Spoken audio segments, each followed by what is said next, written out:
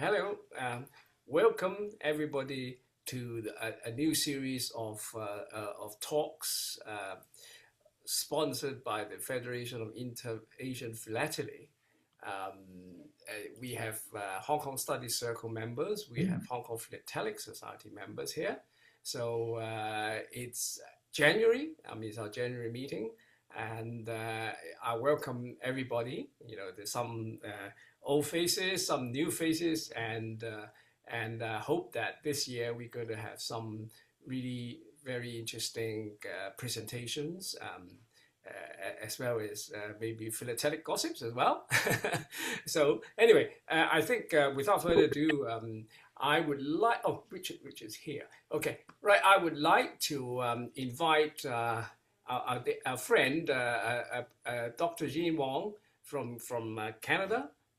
She's, I think for some of you who may not know who she is, she's a very, so I would say, eminent hematologist, and certainly a very good collector I would say, excellent collector in thematic philately on the subject of blood, whom actually she knows so well because she's a hematologist who's been studying for a long time.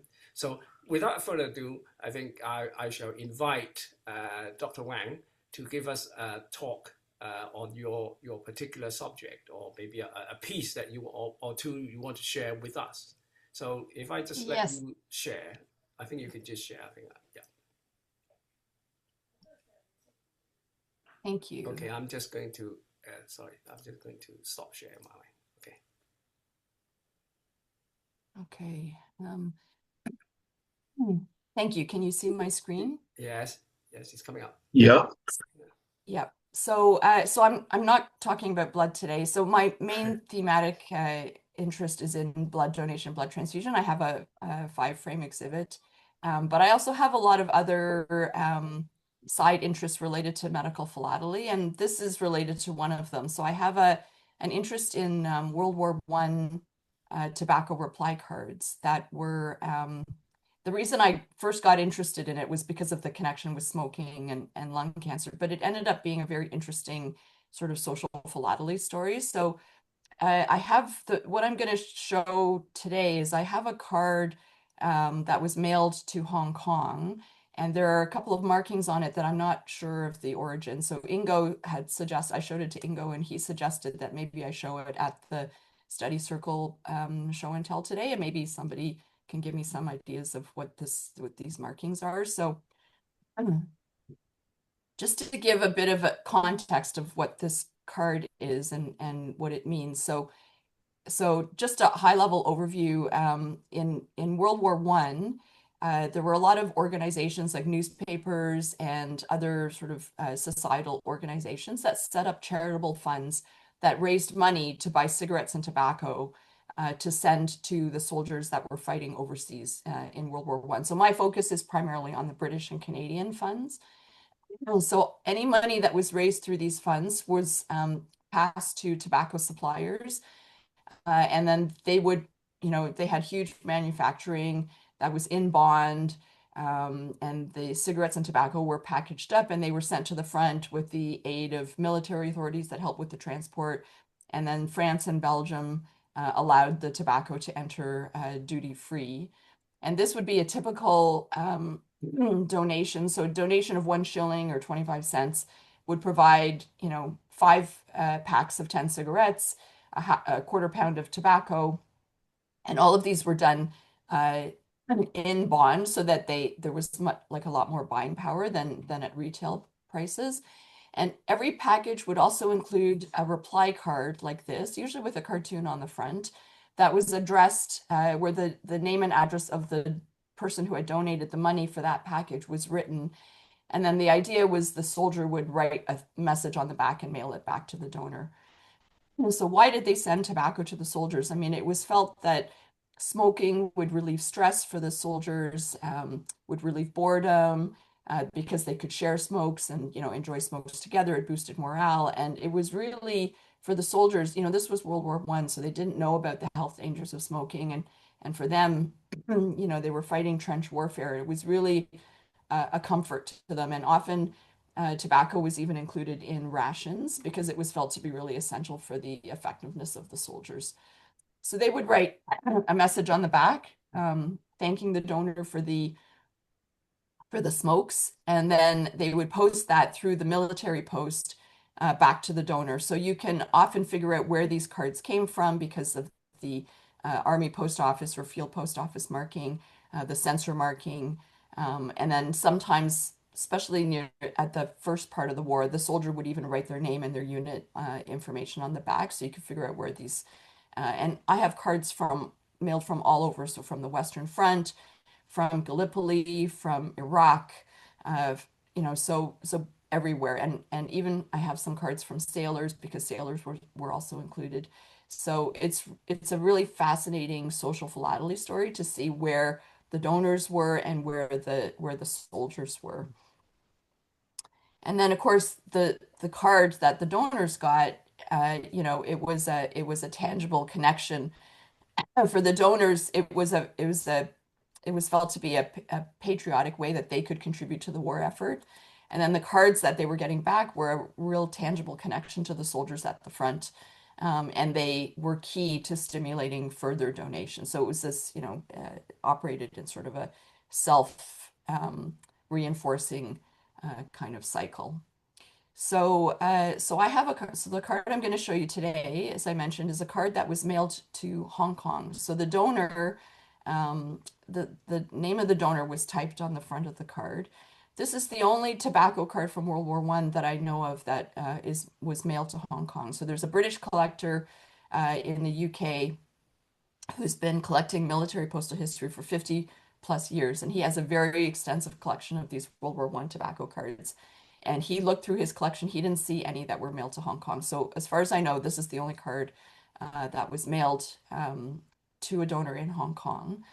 So it was posted on March 28th, 1915, so fairly early in the war. The FPO marking here, FPO 82, was used by the 82nd Brigade, 27th Division, British troops.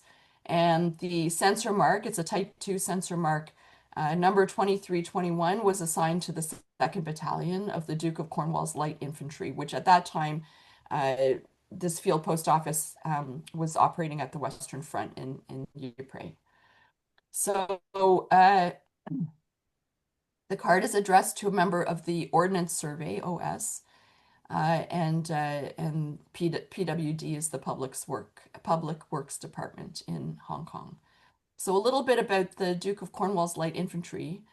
So the 2nd Battalion of this infantry was actually stationed in Hong Kong at the beginning of World War I. So they had arrived in June of 1913.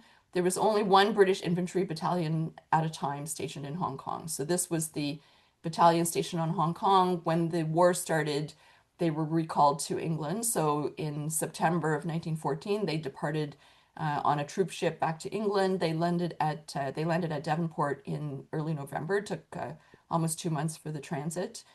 And they came under the command of the 82nd Brigade, 27th Division, which matches the FPO information on the card. And then they went to the Western Front in late December, landing at Le Havre. So this card is mailed a few months after that, after they had arrived in the Western Front, and troops moved around all the time. So you can see where they were located when this card was mailed. And I looked online and I just found this photo. I found a page for the Duke of Cornwall's Light Infantry, and this is a photo of a tug of war team made up of men from the 2nd Battalion. And this photo is from Hong Kong. So, I often, not all the time, but I often will find a connection between the donor of the funds and the soldier. So here, the donor, maybe was working with members of the light infantry while they were stationed in Hong Kong. And so there was this personal connection. And when he made the donation to the tobacco fund, donors could direct their funds to specific units or even to specific soldiers sometimes if they had a personal, a loved one that was serving overseas. There were some funds that allowed people to direct donations even to specific soldiers. So you know, this is what I find fascinating about this sort of social philately. So here's the back of the card. So most of the time you'll see, you know, it's written in pencil, it's a handwritten message. I've just transcribed it here. You know, this is very typical of the messages that you'll see on the back. Many thanks for the cigarettes and tobacco, which I received in your name. They are very welcome and greatly appreciated by me on return from the trenches. Wishing you the best of luck and health. I think the signature here, it looks like T.H. Towie, possibly, but I haven't been able to find any information on that specific soldier. But he writes here to DCLI, so 2nd Battalion, Duke of Cornwall Light Infantry. And in the corner here, it's a little bit hard to see, but it says late of Hong Kong. So he was, you know, one of the soldiers in the unit that was in Hong Kong. The supplier here is Martin's Limited, which was the biggest British supplier of tobacco. So I've been able to kind of figure out everything on the cards. This signature in the corner here is the censor signature. I can't really make out the name. But there are also these red crosses on both the front and the back. And they've been hand drawn because I can see the little scratch from the pen nib. So they've been drawn on the front and the back. And so that was my question. I wasn't really sure what these signified. Another friend who also collects military postal history thought they might be naval censor marks. But that would mean that, you know, like I think this mail would have, yeah, I have a military postal history dealer friend in the UK, and he said this mail would have likely, because it was already censored, would have been transported in a bag, in a mail bag on the ship. And it's unlikely that the naval censors would have opened up all the mail and gone, you know, done the additional work of going through and censoring it again. So, so that's my question. I'm not really sure what the censor marks were. I should also add, I forgot to mention, on active service is written here. So soldiers on active service were entitled to free postage. British soldiers were entitled to free postage anywhere in the British Empire. So that's why there's no postage going to Hong Kong. So that's the end of my show and tell. I don't know if anybody has any ideas on what those red markings might be. Thank you. Very interesting. I've got a feeling that I've seen this red cross before somewhere, but I just can't think of where. Anybody? Any of our members? Susan, have you seen something like that? Ingo? No, no. All I can think of was the Red Cross involved. Huh? Yeah, no, I mean that's the obvious connection, right? But the Red Cross was never involved in any of these tobacco cards. No. So I don't know. It's strange that in the front Yeah. and in the Could it back be as well. And the back too, right? could it possibly mean that the soldier was deceased? Yes, as I'm touched. Yes. Quite possibly in that regime, yes. That's what I'm thinking of. Yeah. It's possible. Could it just be drawing attention to the on active service and therefore don't charge? But I have lots of cards that have written on active service, and I haven't seen these red crosses on any other cards. No. So I don't know. And unfortunately, I think the last name here is Towie, but it wasn't that uncommon a name, and I haven't really been able to figure out who exactly this soldier is.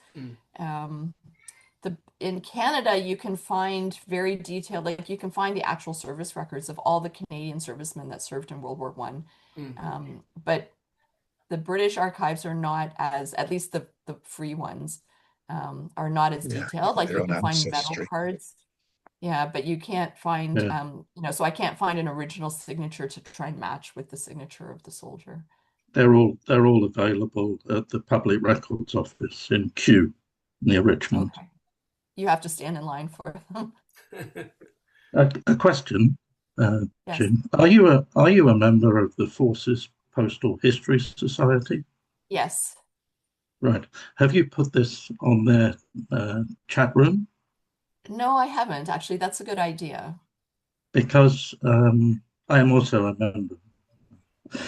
That there will be people there well, whether they would give the answer, but many would probably know the answer. Okay. I've asked, so Peter Harvey, I've asked him and he wasn't sure. He didn't think it was a naval censor mark. No. Yeah, but that's a good idea. Maybe I'll post it in the But I think I can't remember his speciality, hospital ships, if I remember correctly. But I would recommend that you put it on there. You can put it on. There's a chat box there now that they distribute to everybody who's submitted their name.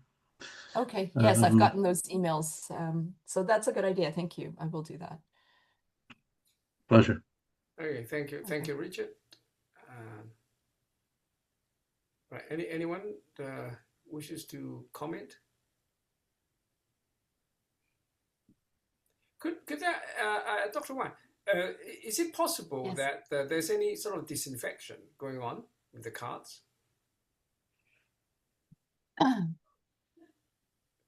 Disinfection? I don't think so. I mean, I've seen disinfected mail. I don't recall seeing any kind of disinfection marks on like sort of tobacco cards. I mean, there were millions of these tobacco cards mailed. Yeah. You know, millions of packages of cigarettes and tobacco. Not very many have survived, actually. No. But I've never, like in my collection at least, I haven't seen any with sort of disinfection marks. And I've seen also like this British collector that I mentioned, he has some cards that were mailed to British people, like donors who were living in Japan, who were living in China, like Shanghai. I think there were British people all over the world. So you can find these cards mailed everywhere. I have a card mailed to the Falkland Islands. Oh. Yeah, it's really fascinating. Very nice, very nice. Who is J. Lunn, Esquire? Yeah, so that's the other thing is I don't know if there are any available like records of the Public Works Department or the Ordnance Survey where I could find. I don't know why this name is written in pencil and it's care of J.J. Bryan, Esquire. So yeah, I'm not sure about 1915, but there are juror lists on gulo.com. But if he was in PWD, then he would be government and would not be a juror. And usually, but I'm not sure about 1915, there is a list of government employees. Used to be in the Blue Book in earlier times, but I think if you look on gulo.com, I think you probably know that website. Sorry, what's the Gulo, website? GWULO. GWULO.com. Okay. That's quite a good website. GWULO.com. Yep. Okay, they will have the juror list for sure. Whether they would be, if you searched for Mr. Bryan, you might find him. What? Sorry for my lack of knowledge, but what is the juror list? Juror list was a list of people to serve on juries in courts in Hong Kong. Okay. Oh, okay. So the usual meaning of juror, I thought it was something related to the, so that would just be a list of citizens then. Correct. I see. Okay. So you could look for Lunn or Bryan in the list for 1915. Probably if Bryan was in the PWD, then he won't feature because he was a government employee. Yeah. So were government employees allowed to serve on juries? Generally not. Yeah. One of the perks. Yeah. But maybe this Mr. Lunn was not like. Perhaps. I mean, who knows? Yeah. Okay, thank you. Those are good suggestions. Okay, Right, great. okay. Thank you for Yeah, thank you. letting me share this. Any comments? Any further comments before we move on? Great, thank you very much, Doctor. And right, Thank and, you. I'm gonna go. you got to Sorry. run. Yeah, you got a meeting. I know. Yeah. Okay. Anyway. I gotta run. Yeah. Yes. Have a nice meeting. I have to and I do have to get make back. my way Yeah. through the snow. Yeah. Okay. All right. Thanks. Yeah. Nice seeing you. And we hope Thank that you very much. you Bye. come back again. Okay. Thank you. Bye bye. All right. Okay. So Thank you. next on the agenda, it's Richard. You've got something to share with us, I believe. Yeah. Okay.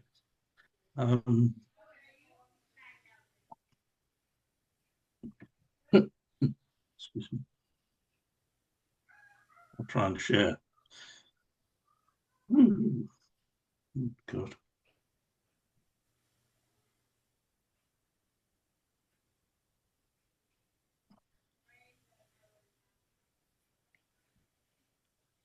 Okay. Let's see.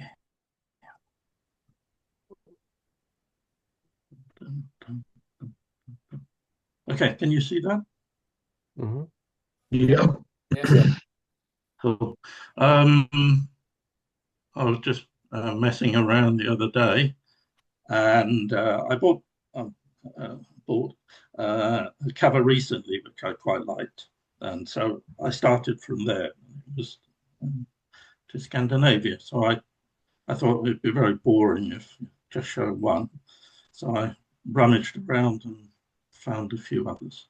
So let's have a look at the first one. This is a airmail cover, 20th of October 1945. That may ring a bell with some. That's the first flight out of Hong Kong. Excuse me, Richard. Yeah. Excuse me. Can you just make that into the whole screen? And the way to do that, if you could put your cursor down to the bottom, almost right corner, there's a little thing that looks like a TV screen. If you click that, that will enlarge the thing and you'll be in show mode. Do you see what I'm talking about? The little icon at the bottom right? That one. Yes. Click on that, and there you go. You got the whole thing, and you could take those notes out just, I think you could just go to that line and shove it over. The view you want is the show. Oh, yeah, you see these things here. Yeah, just put it onto that screen. There you go. Is that better? Much better. Okay, cool. Thanks, Inga. Thank you. So 20th of October 1945 was the first, shall we call it, civilian flight with civilian mails from the post office going by RAF. And this cover was part of that flight. It was addressed to Copenhagen in Denmark. It was rated $1, and so there's 1 25-cent missing from the right-hand side of the group of stamps. So this cover also has a McQueen Type 9, which is the by air to London only Triscar marking, and it's in red. Red colour was only used in 1945. The last recorded being that I know of being the 12th of December in a cover to Stockholm. The marking itself continued through until July 46, but this would have been the earliest one, obviously, because it went on the first flight.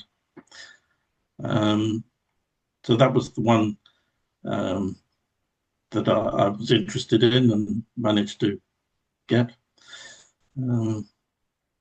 Please don't tell my wife.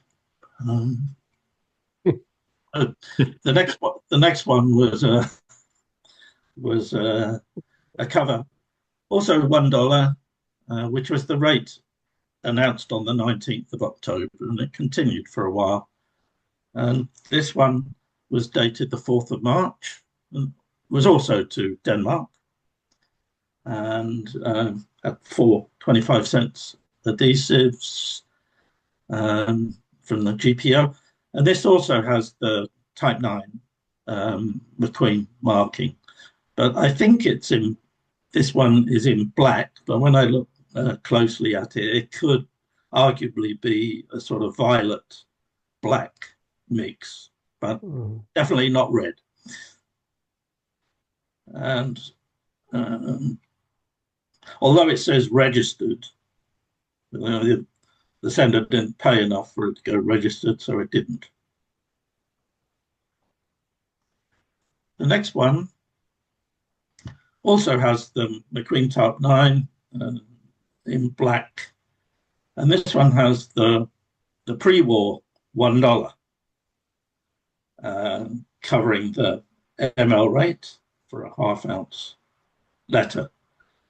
Well, there was a whole hoo-ha about this particular stamp, in that they maintained that the whole load of them had been looted from the post office during the war, and therefore they ordered new $1, $2, $5, $10 adhesives from the Crown agents, and shuffled the colours around so that they were different. So quite a late use.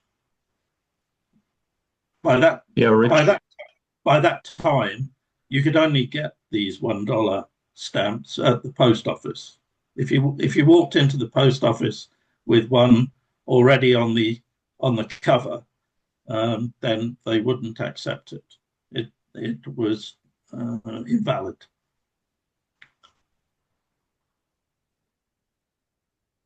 The next one is just a few days later, and this one carries the new $1, again with a Type 9 McQueen Trisco marking. You can just make it out where my cursor is now, I hope.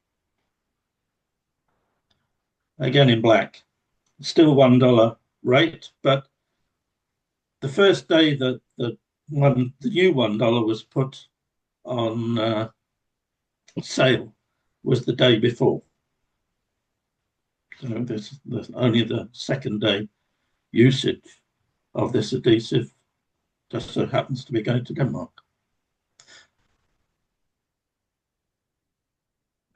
Then on the 16th of July 1946, this is a registered cover, which carries a very awful Type 8 McQueen Trisco marking. So by the time that this one had been stamped at the registration desk, the registration counter at the GPO, it was on its last legs. I mean, horrendous. The earliest recorded date for this marking is in 4th of January 1946, and this cover is the latest one that I know of, 16th of July. So, and also it's a late usage of the $1 rate. So it has adhesives $1 and a 25 cents. The 25 cents paying the registration fee. And the $1 rate was soon to disappear. Here, by the 19th of August, the rate was $1.30, which was announced on the 26th of July, 1946. Still has the McQueen Type 9. So the McQueen Type 9 was in use at the ordinary airmail desk, and then other hand stamp would be used at the registration desk. So this one actually is to Sweden. The next one, 3rd of October, 46.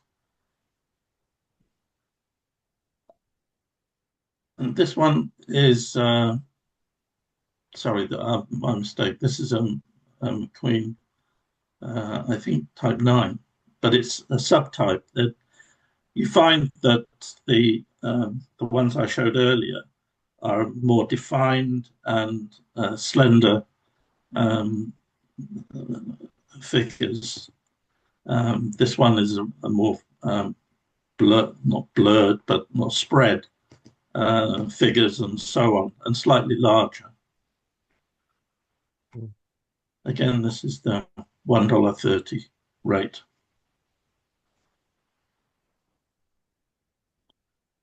And then by December 1946, I only did 1945 and 46. This cover has the boxed McQueen type 10, which is very, very common in use at the ordinary mail desk. Again, $1.30, the stamps being on the back of the cover. That's about it, really. Right. Okay. Any comments or questions from everybody? I have. Wow. Oh, okay. So I have a question first. I just want to. Yeah, go ahead.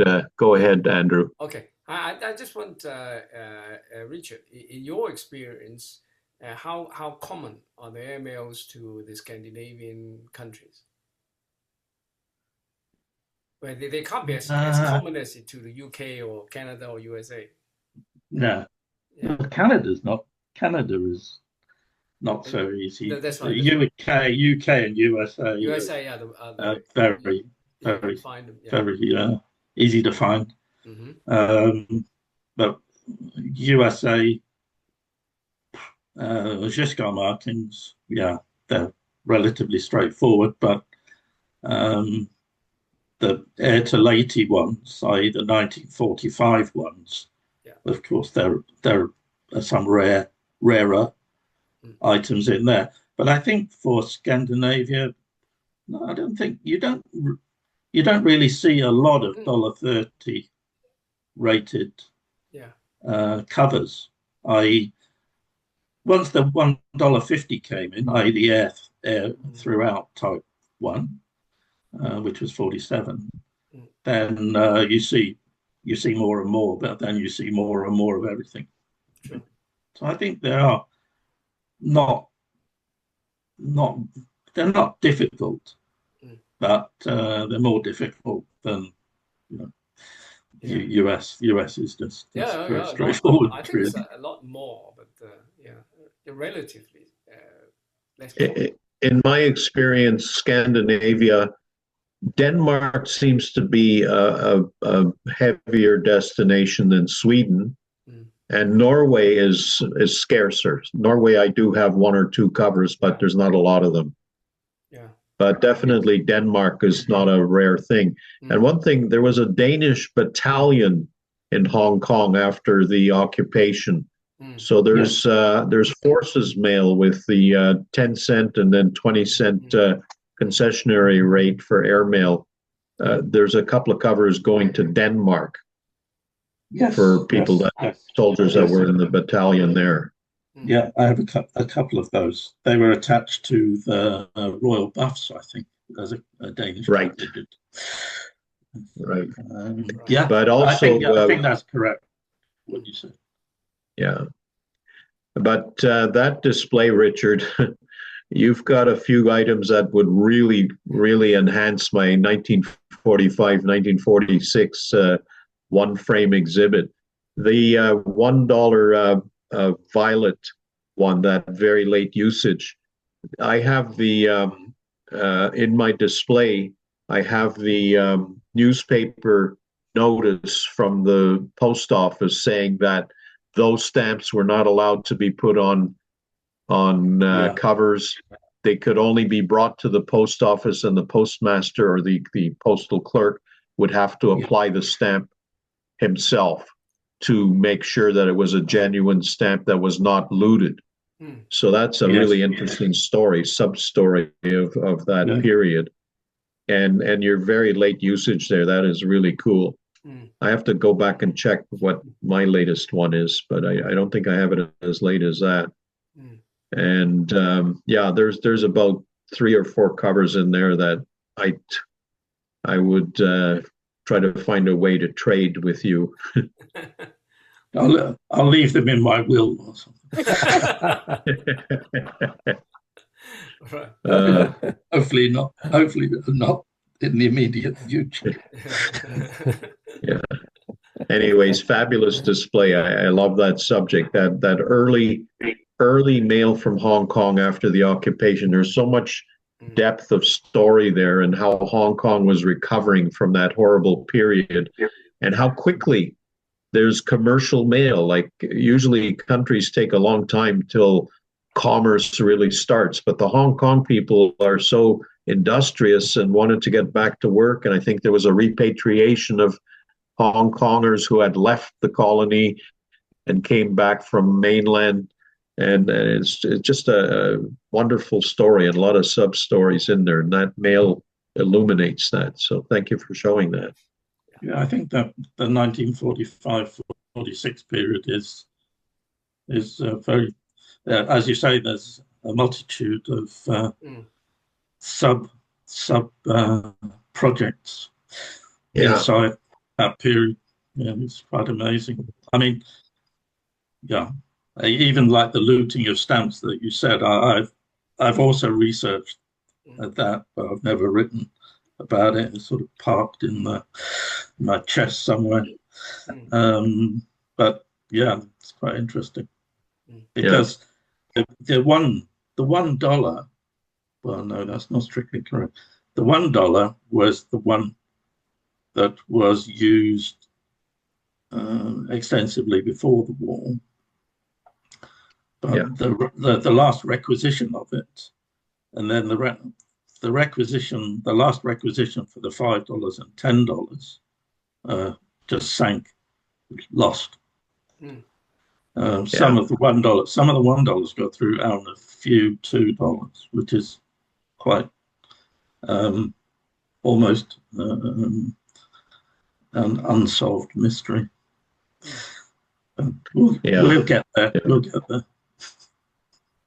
Yeah, I don't think I've seen post-war usage of the $2 orange one. Only mint. Yeah, only mint, which lends itself to the looting. Yeah. Right. Engel. Oh.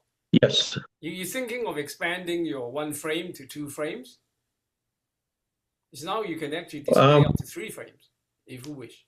Yeah, I'm thinking about it, because now that the regulations now allow for 2 or 3 frames. That's right. I'm thinking about doing it, because I do have more material, but I've been kind of overwhelmed with non-Hong Kong philatelic duties, administrative duties. I'm on the Green Foundation, and that's a pretty busy organization. We just celebrated our 50th anniversary last year, and we had a few celebration events, and that just overwhelmed my time.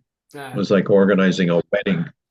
Wow. And plus now I'm commissioner for the Boston show, and you've been commissioner, you know what it's like.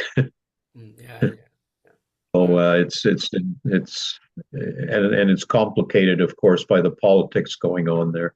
So I haven't been able to really pay as much attention to my Hong Kong things as I could. But I will say one thing. I think we shared, I don't know how many members in this group were aware, but Robin Clark, a long-time Victoria, BC member, member, passed away last June. I'm going to have an obituary for him in the next Hong Kong Studies Circle newsletter. Thanks, yeah. And his collection has been started to be dispersed. And the first sale was about a week ago. Mm. And there was a lot of us Toronto guys here that were going crazy trying to get a hold of Robin's estate, because he was the kind of collector, he never let go of anything. What he had was his, and you'd have to wait till he's in his grave to get it. Well, now he is in his grave, and some of us picked up some nice items. I know Sam Chu got an unbelievable, wonderful detained AR card. Wow. Yeah. Yeah. Yeah. And I picked up a 26-cent rate cover from, I'm trying to remember the year. It's 1940, I think. It's a weird rate, but it looks genuine. And that was my target that I had to have. I bid on about 9 other things, and I didn't get them because there was a lot of competition. Did anybody here go after Robin's stuff? Did anybody know about it? Yeah, well, we all know about it, but you know, I didn't get it. I mean, it's the price. It seems some of the material is a little bit, you know, quite crazy. You know, to me, it's really. Yeah. You said this is just part one. It's got more. Yeah, there's apparently still some more material to come, but I can't imagine It's a lot of stuff already. how much more there is. Yeah. Okay. Right. Okay. Well, everybody better watch out. You know, you never know. But yeah, we did. Stamp Auction Network.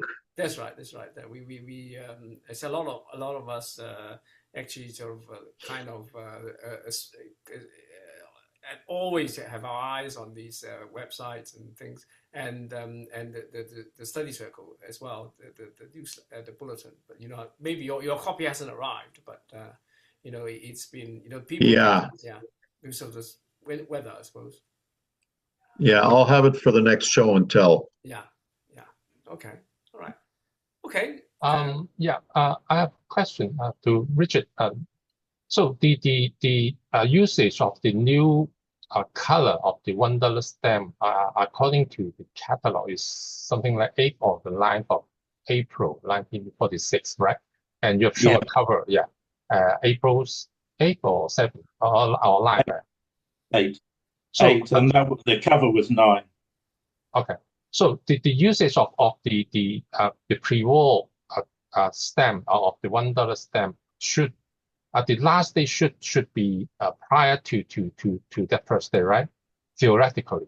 In theory, I guess it was 7. Okay. So what about the recorded last day of that pre-war version of the $1 stamp? I'm not sure. I don't know. Okay. I don't know. I think the one I showed is almost one of the latest. Well, I'll have a look in a minute and answer. I'll see if I can answer before the end. Okay, so that means that there was not any period of overlapping of the usage of the 2 stamps. I don't think so. No. Okay. But again, I'm not 100%. Not 100%. I don't think so, because they made such a song and dance about the $1, the purpley one. Yeah. And they only gave them over the counter, so they could control, so they could stop it the morning of the afternoon when the other one came in, or whatever they wanted, really. So I don't think there would be overlap. Okay, thank you. Okay, so right, I'm just going to do a little presentation. I think from various members that, so can you see it now? Right. Yep. Yeah, okay, right. This is various things from various members who kindly actually WhatsApp or email me. Okay, now the first one, I hope that, well, this is obviously an open forum, and everybody is welcome to just to say something about it. And, you know, I'm sure that Richard will say something about this cover, because he's done a lot of research on this Hong Kong Post Office 1841-42 marking, which is obviously the first civilian marking of the Hong Kong Post Office. And this is actually the latest find of the number of this marking, and it actually went up on spring sale last week, and I think probably fetch, I don't know, it fetched a good price, I think, and this is actually, well, it's actually written in the description, and this is actually an envelope with nothing inside. But as you can see, actually, it's going. I mean, maybe Richard could actually explain, because he's written something. I think that's yours, is it right, Richard? You wrote that. Survey. It's a previous version, yeah. That's right. Oh, previous version. Okay, but there's still 8, Yeah. right, including that one. I think so, yeah. I think so. I mean, yeah. And I had 7 before until this one turned up. In an auction, in the European auction, about in 2016 it was, and I don't know how much it fetched then, but obviously now we know that it's obviously the buyer actually decided to sell. So it has it says it's a BPA certificate. So which of 2017, which actually confirms the date of the sale.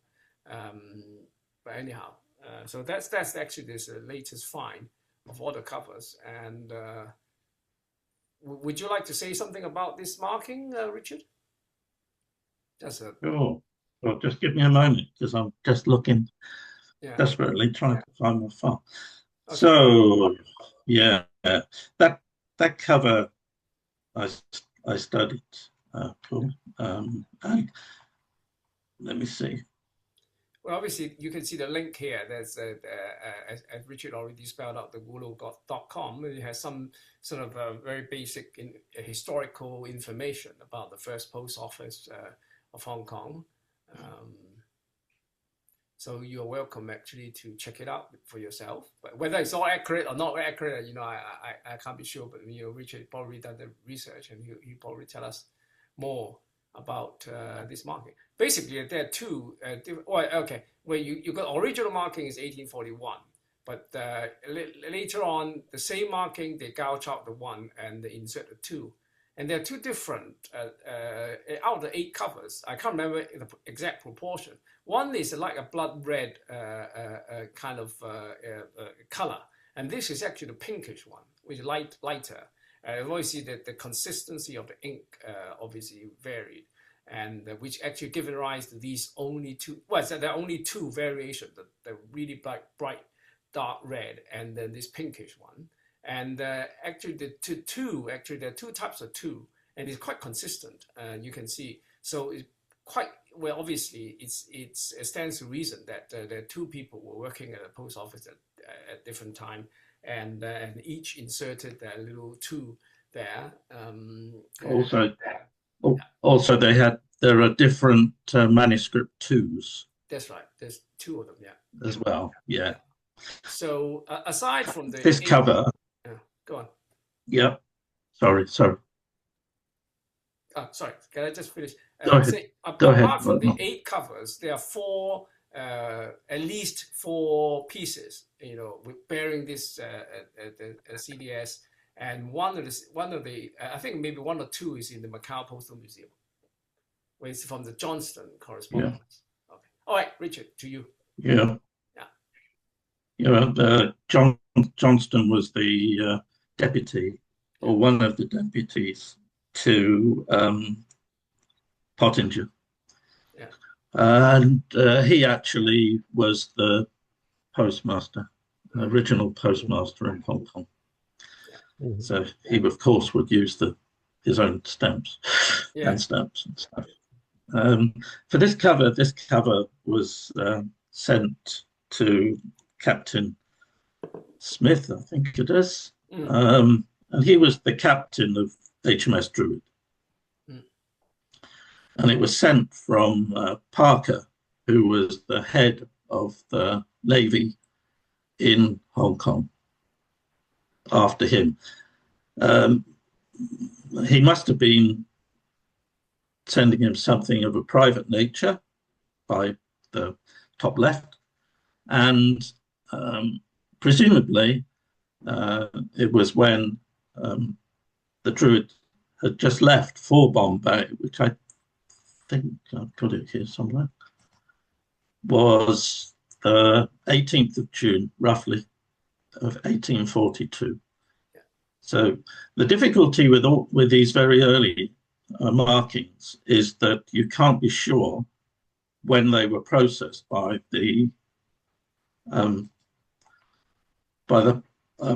Kong Post Office, because at that time there was virtually nobody in Hong Kong apart from Johnson and a few people.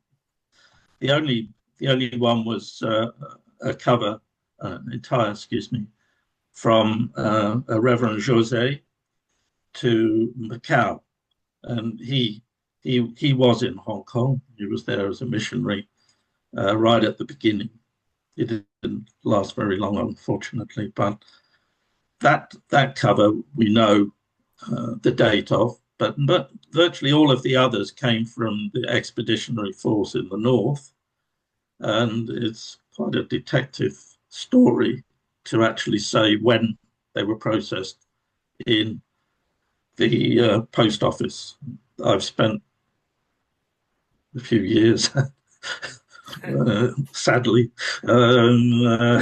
sad case, looking at these things. But you can see there that cover number 7 is the one that Andrew has shown, yeah, from Admiral Parker, and 18th of June, yes, was when it went. So we can say for that one that it was roughly June time, middle of June, presumably.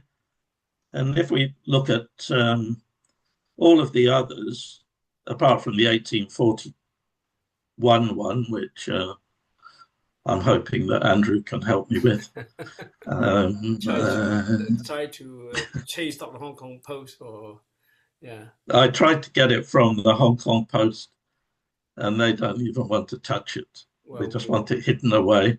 We'll try our very best. Yeah. But anyway, the 1842 ones, basically, they were all June, July, August, 1842. So the 1841 one was obviously, well, not obviously actually, but presumably done in 1841. But equally, it may not have been changed from 1841 until later in 1842. It's entirely possible. We don't know. So it's a very interesting subject. Okay.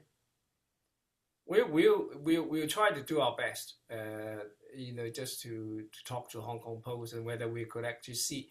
But I think that the main problem is, because you have to open up the entire, you see. I think they are a bit afraid that we might done some damage. Yeah, I mean, I did a similar exercise with the one that, in the Hong Kong Museum.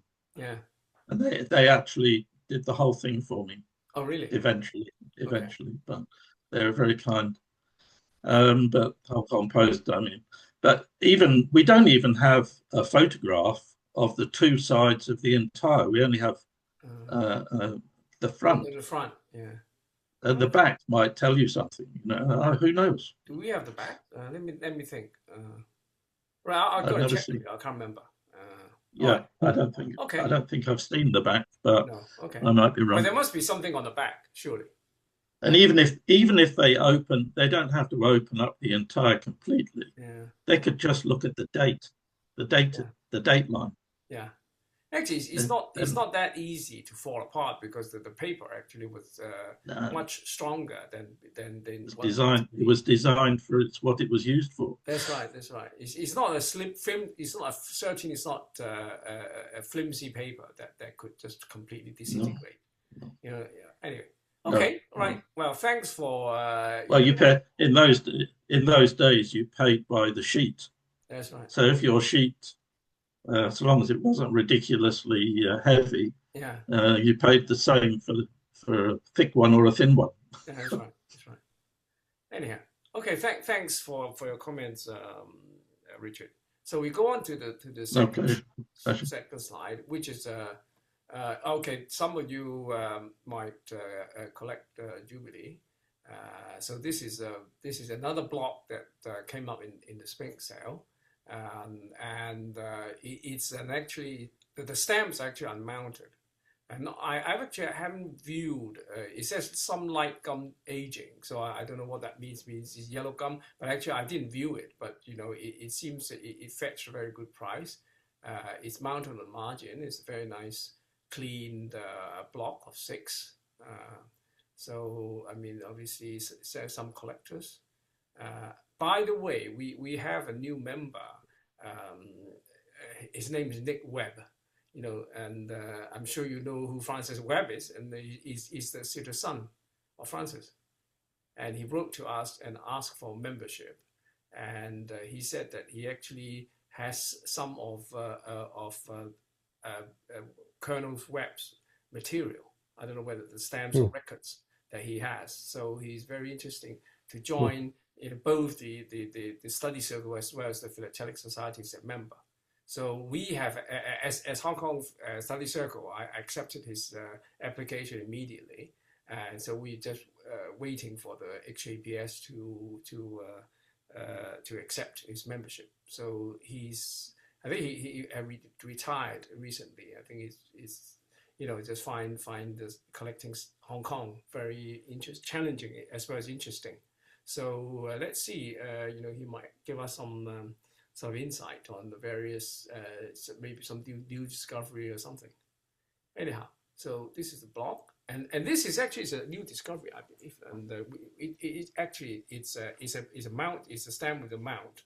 It's mounted mint, but as you can see, the print is a bit blurred, and it's actually described as a double overprint by the seller. On the internet.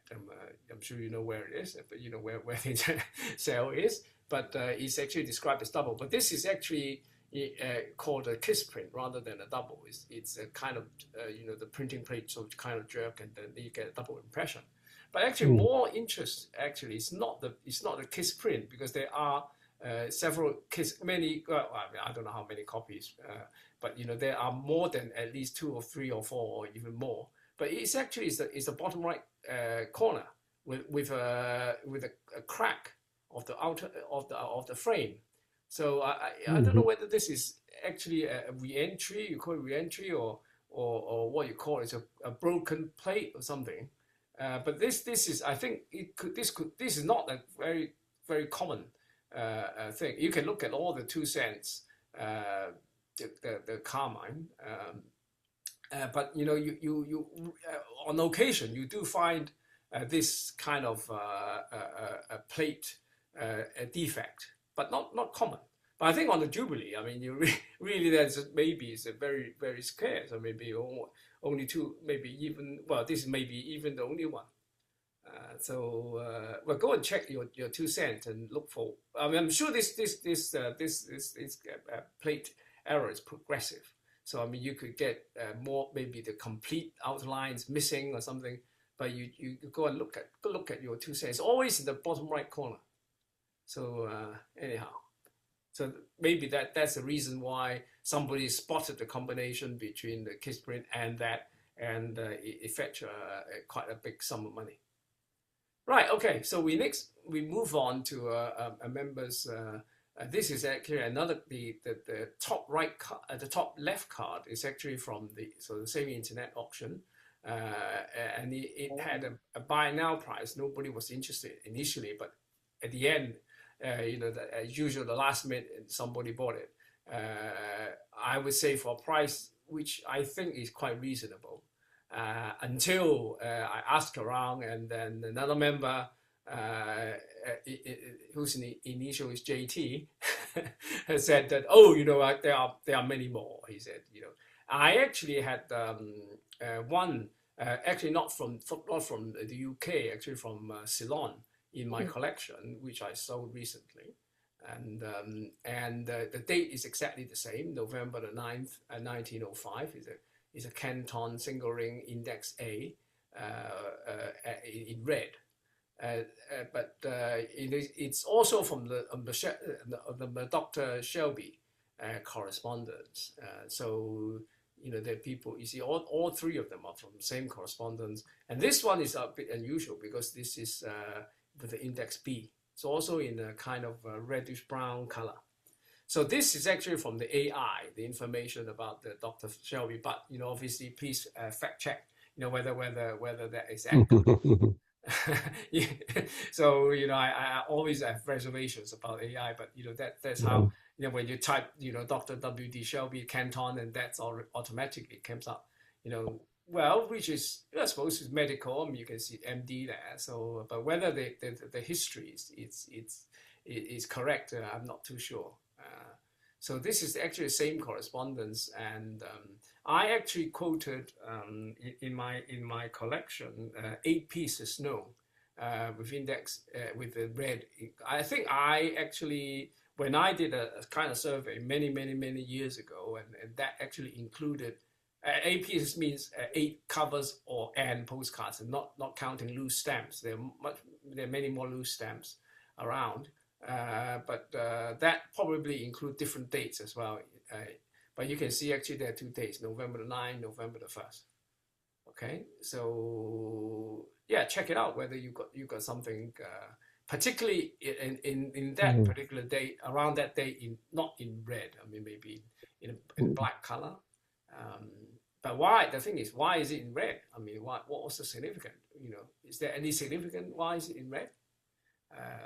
You can think of. I mean, we would be very interesting to know the reason why it's in red. It's only for a short period, August to November 1905. It's in red. Anyway, so why red? Okay, now this one is from another member, and they talk about AR marking. So this actually was in my collection. And then you can see this is actually 1900. So by the time 1910, they had a different AR. Now, a member actually shows some doubt about whether this AR is genuine or actually put on just to increase the price of the cover. But I don't know. I mean, it maybe it's the only one recorded. But it's actually, you can see the envelope is from the same Volapüken, the person who sent it out to various places. Actually, yeah. So it's all to Austria. It's also to Austria, and but obviously it's 10 years later, and now at that date they use the large Amoy c.d.s, and then the registration cachet instead of the circular R. The AR, of course, the change from the early type to this, but it could be genuine. I mean, I'm not sure. I've not seen it before. Maybe Chris Norton could tell us if he's happened to see the Zoom presentation. But of course, a sure way actually to find out whether it's genuine is just to compare. If you have the VS 6000, 8000 something, the color comparator, you can actually compare the difference between this and this, whether the black intensity of the black is the same. So if it's not the same, then it actually throws some doubt on whether that is genuine. But could it be forged? Of course it can be, because I mean it's already franked 20 plus 10, 30 cents. So it could be. It looks like it's a heavy letter, so it's quite possible that it's an overweight letter, and instead of the AR. And then also remember that they have a piece of paper, the docket, the AR docket with the stamp on. So if you think about that. See, the postage, the 10 cents registration fee, the postage is only a double rate. And then if, I don't know when actually the piece of paper actually was introduced, but if the docket AR docket, there would be a 10-cent stamp on. So anyway, this is a little bit mystery.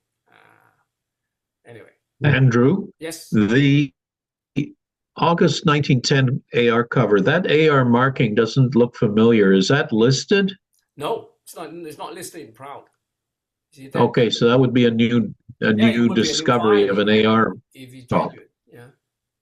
Yeah. Okay, got it. I don't know who has the cover, but it's worth. Maybe it's not even sold. I think it appeared in an auction, but it was not sold or something because the asking price was quite high.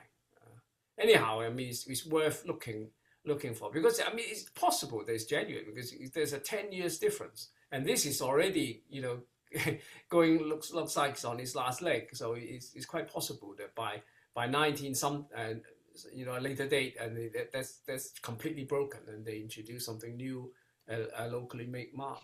But who knows? Anyhow, all right. So we move on.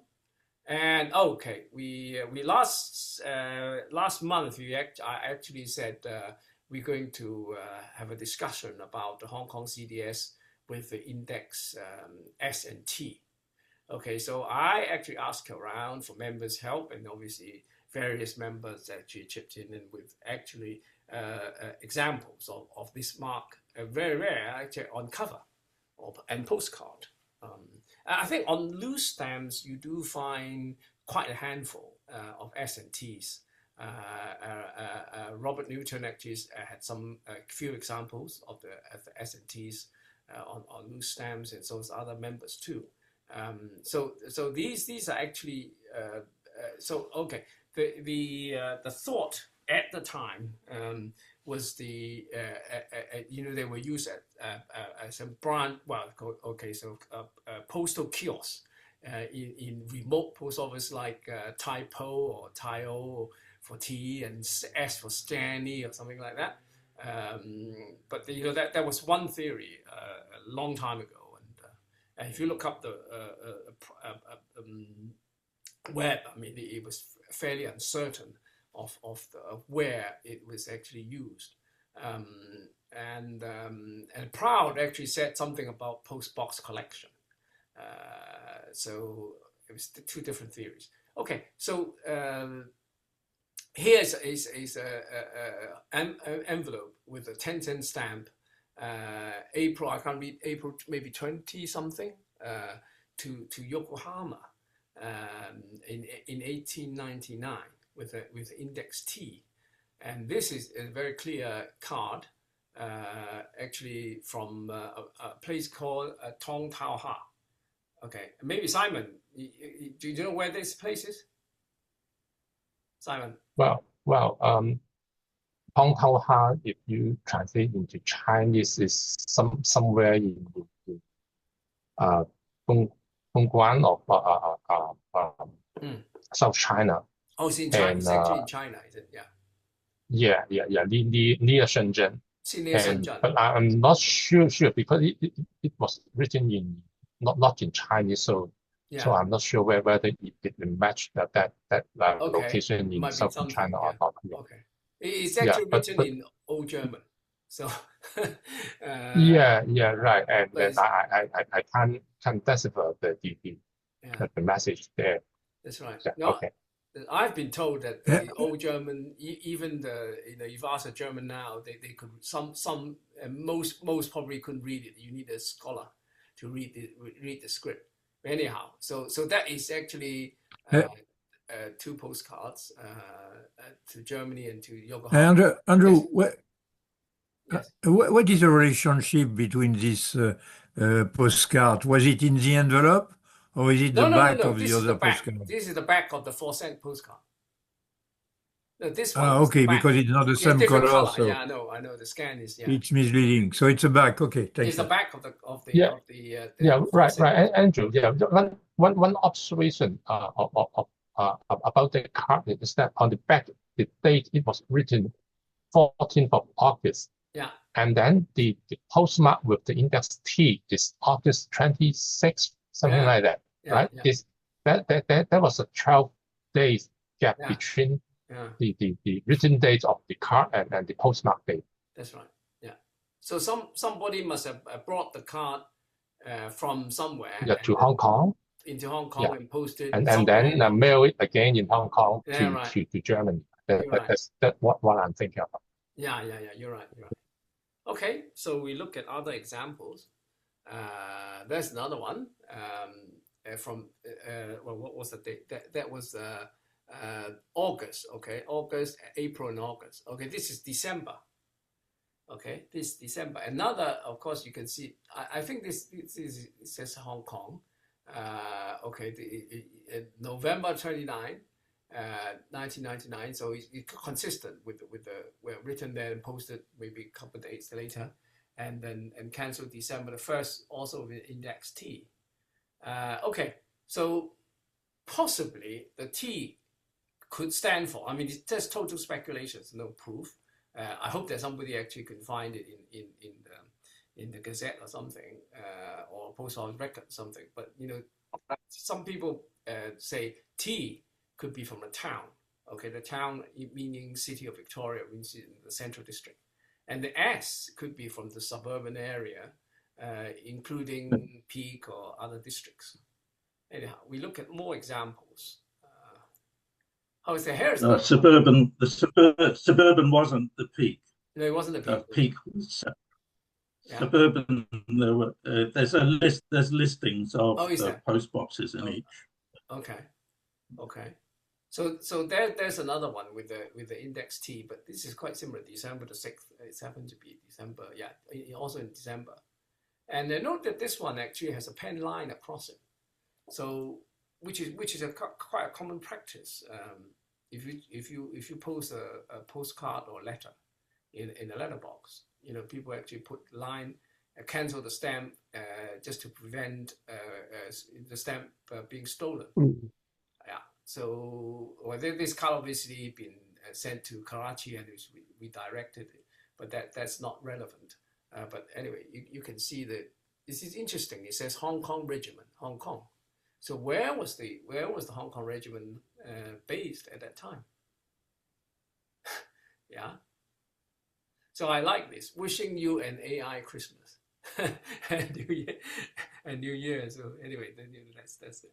So where was the Hong Kong Regiment based? Was it in New Territories or I don't know. So there's another one. Actually, the more T's than S. I mean, there's S so far. There's only I've got only 2 examples of the S. This is a letter to Scotland paying the 4-cent rate by the French mail boat, and on the back of it, he just got the name from David Benjamin, Hong Kong, China. So nothing there. And this card has been was reported by Mr. Ng a long time ago in the Hong Kong Study Circle, Hong Kong Study Circle bulletin, with another index S, and again it's in this. It's actually miles. It says, so it's also in German. But note that amongst all these different cards, you can see that actually the Hong Kong c.d.s is quite worn. I mean, it's not.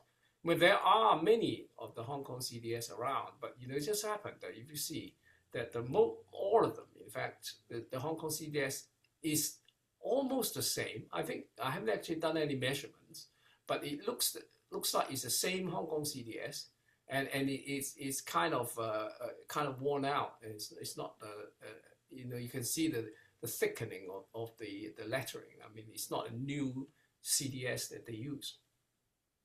Anyhow, any thoughts? So I think that's all I've got. Yeah, that's all I've got. Okay. So obviously this is just such a small samples of items that you could probably find out there's equal numbers of S and T's around, but there you go. So any thoughts about this theory? Or Simon? Richard? Yeah. Well, years ago I discussed it with Chris Norton, and he was asking me about these S and T's. Yes. because they're obviously not Stanley and typo, No. which is just nonsense. Mm. And I said, oh, well, there's two types of post boxes, town and suburban, Yeah. and the peak. Yeah. And I've never seen a P. Mm. But, I don't think any. Yeah. But I just had a quick look. I can show you a cover that is quite weird, if you wish. Yes, maybe. If I can find the damn thing. Okay. Well, if you just let me know. I'm going on my last slide. Then. Yeah, I'll show you afterwards. Yeah, you can show me afterwards. Okay. So my last slide is actually from another. I think this is from John Tam. He shows this cover, an interesting postage paid cover with and a strip with 4 impressions. I think these 4 impressions are identical, despite the breaks. Maybe it was just under ink. I think if you check the lettering, I mean it's the same chop.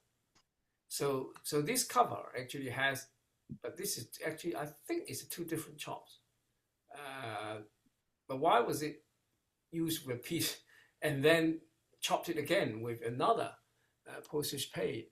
It is quite different actually if you compare the S. So it's 2 different chops. Okay, Andrew. Yeah. Okay. Okay. Let me talk about this cover with the Hong Kong 1945 postage paid first. And it seems that that key stick of the cover, in fact, resemble the writer's one on that piece of 4 postmarks, right? It looks like the writer's one. Yeah. Do you think all 4 postmarks are the same or different? No. I think the 4 postmarks are different. Oh, okay. 2 from GPO, 2 from Kowloon Central Post Office. All right. Because at that time, before the opening of the post offices, the post office offered free service. Yeah. And people could only post mails only to GPO and Kowloon Post Office, not at the counter, but to the post boxes only. So I suppose both offices were allocated with 2 postmarks. That's my theory. I haven't done any comparison on all those postmarks because I'm not an expert in the area, but just so happened when I was writing the article for the coming journal, I touched a little bit on this postmark. So I thought about where would they come from. I'm not sure whether I'm right or wrong. Yeah, that's just my preliminary thoughts on those postmarks. Maybe Richard can tell us more about these things. No, I'm getting tired. I think for the strip with the different strikes, then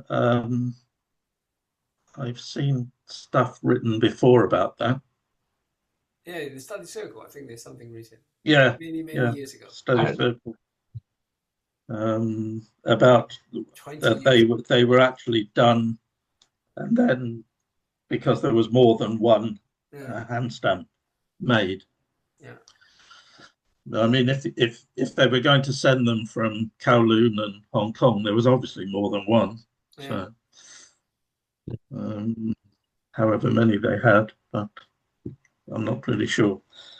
Another interesting study in 1945. Crowd lists 4 types of that. Yeah.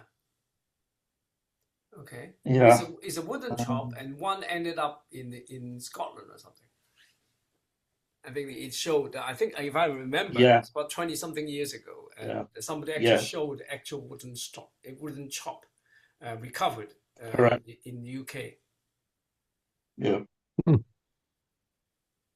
So the reason, the thing is, still the question is, okay, you know, why the two chops, one on the envelope and one on the piece? Or is it just for fun? You know, yeah. Double rate. Double rate, yes, could be. Yeah, this is actually going into Causeway Bay. Yeah, Taihan, Causeway Bay. So it's a local. So where was it from? Is it from Hong Kong?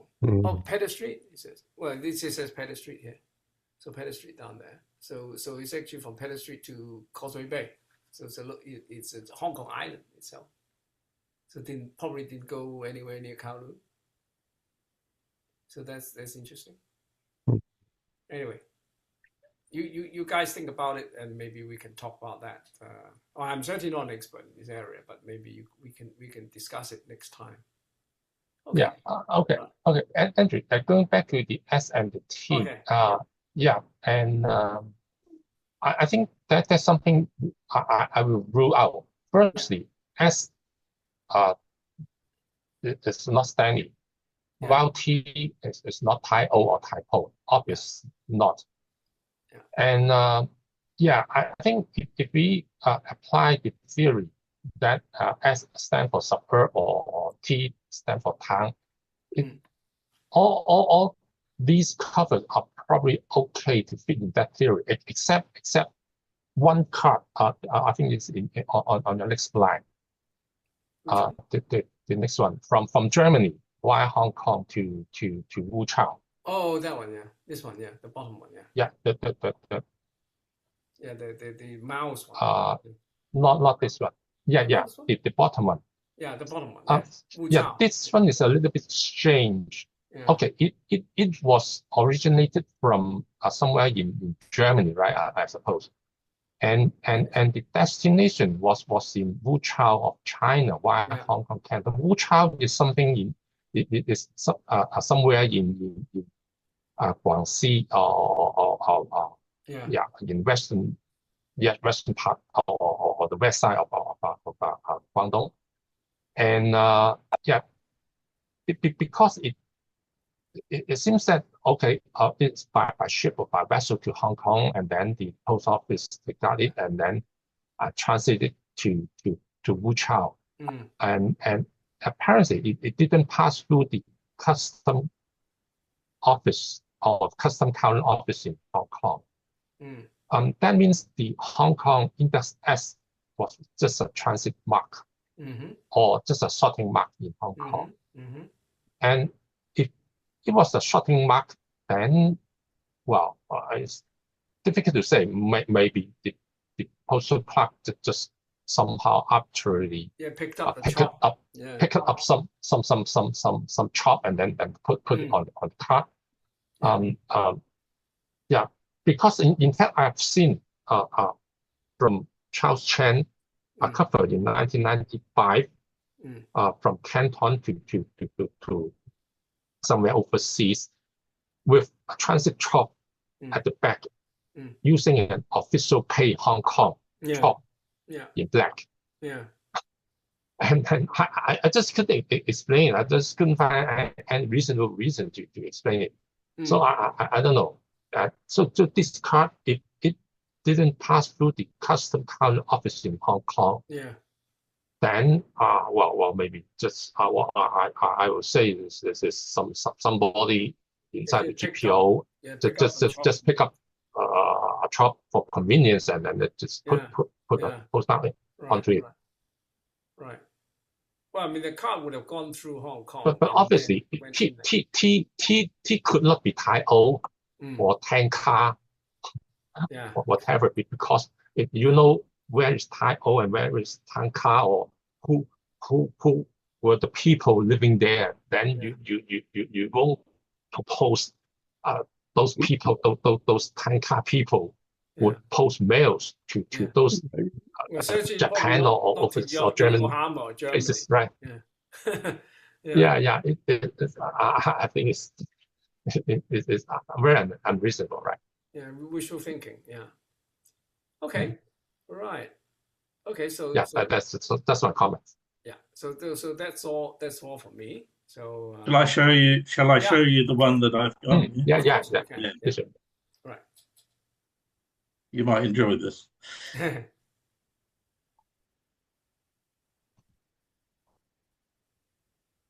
Can you see that? Yeah. Yes. Yes. Ah, nice. Yeah. Okay. Hmm? Yeah. So this is an index T. Yeah. A rifle mark. Incoming Yeah. to Grasser. Mm. Well, we know who Grasser is, right? Yeah. He was the stamp dealer. Mhm. Where is it? Where is it from? I can't see it. Peel Street. No, is it? Peel No. Peel Street. Yeah, Peel Street. He was located in Peel Street, but it's written as Peel Street. So where was But it? I'm not. Simon, what is the Hungary. blue stuff? Hungary. is it? Somewhere in central Victoria. Yeah, Peel Street is in central. Yeah. What does the blue Chinese characters say? Well, it's got a number. Certainly, the last is a number. It's Delivery. yeah. Well, it's got a number. Something Bay. Is it Bay? No, it's out of Peel Street. Yeah, Peel Street. Maybe it's 50. Yeah, Peel yeah, Street. 58. Yeah. 58. Yeah. So 58 in the is a China market Chinese. Yeah. Or Bay, So therefore, Yeah. therefore Bay, this guy. Peel Street. yeah, okay. Yeah. For this cover, in other words, it's 1899, Mm. Yeah. which is consistent with the other ones. Yeah. Then this cover arrived in Hong Kong and was delivered by a post office postman, Mm. and it has an index T. Mm. Mm-hmm. Okay. I mean, Sorting off. Yeah, well, it's obviously a short sorting office is the date stamp that is in the sorting office. Yeah. Maybe as Simon said, just pick up anything to post market. yeah. Yeah, that's interesting. Yeah. Yeah. You I got don't some know nice whether. stuff. Yeah. Hold on, let's see. Yeah. Hey. Oh. Here's another one. This is the USA. Yeah. Again in 99, April. Yeah, index T.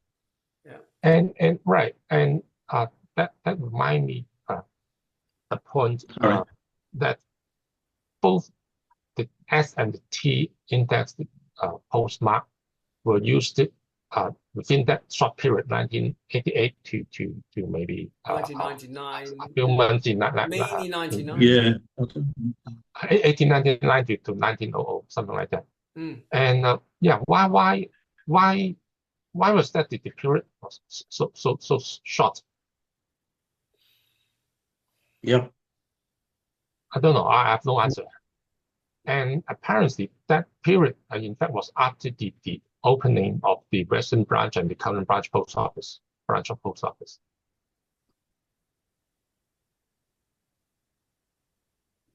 Yes. And I think that there's some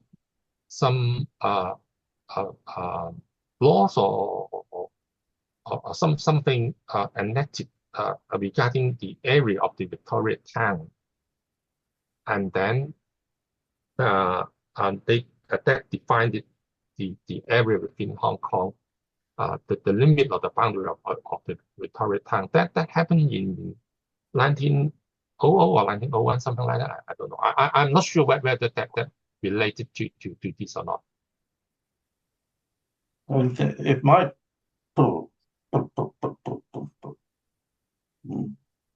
Yeah, it's very interesting.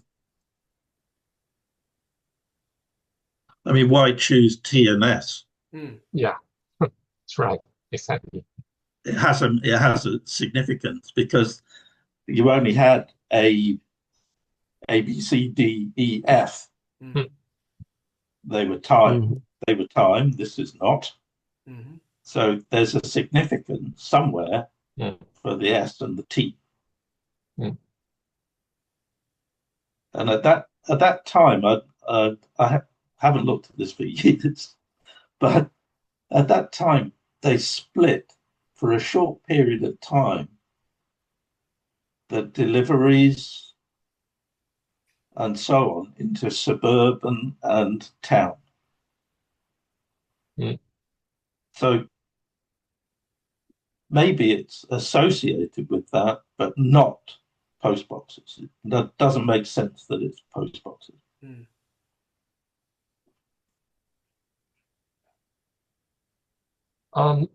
Okay, Richard, I think I have thought about this question. In fact, before the opening of the branch post offices, the postmaster general had been advocating the opening of branch offices in Peak and Kowloon before 1898. Yes, yes, right? And yes, and because he reckoned that the efficiency of clearing the mails from those areas would be too slow, and so that's why he wanted to open up branch offices in areas like Peak or Kowloon. But somehow in 1898, Western branch and Kowloon branch were opened, and I don't know, maybe because the post office wanted to do some statistics, or just to count the number of mails in the post box from town or from suburb, but maybe for some purpose, they just use an index. Yeah, they did that. To indicate the mails collected from those post boxes, because at that time post boxes around Hong Kong, the number of them was not too large. Maybe it's just between 10 to 20, something like that, I suppose. Yeah, the reason, Simon, I think the reason that they did all the surveys, which are quite right, and they appeared in the annual reports, if I remember correctly, was trying to justify the use of post boxes. I.e., many people thought they were just a white elephant, which initially they were. They're very small numbers posted in them, and then it sort of took off somewhat later. Yeah, it's interesting. Yeah, and I'm not sure. My brain doesn't work that well these days, but at that particular period, Western Branch was closed. Yeah, because they were in some horrible little place which was going to collapse, and the police got them out of there. They closed Shenzhen for, well, Western Branch, excuse me, for a while. Yeah. Okay. Let me have a look. Good. Certainly food for thought. Maybe you could take something out in the month's time for our next meeting, which actually happens to coincide with Chinese New Year. So it would be, I think, we could have another Zoom meeting at the end of February, around I think 26th is a Thursday, rather than the kind of mid-month, because it's just a Chinese New Year, and many of us would be away on vacation or something like that. So anyway, anybody makes sense. Yeah.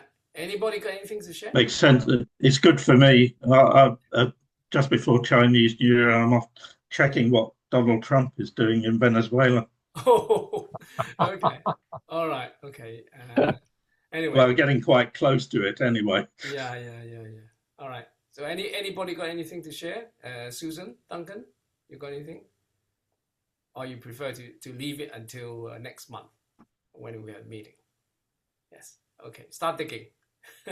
Okay. Anyway, I think time's getting on. So I'll say, well, I mean, Happy New Year to everybody. Hope you have a very successful 2026.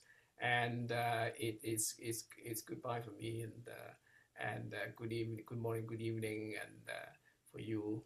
And we'll see you in February. Okay. Thank you very much. We'll see you in the year of the horse. Oh, it's certainly, yeah. It's certainly a very, very interesting discussion we have, and which leaves several things for us to think about. And well, thank you very much for coming. And I'll see Thank you, Andrew. Okay. Great to see everybody. See you, Bye-bye. everybody. Bye. Thank you. Bye. Bye. Bye.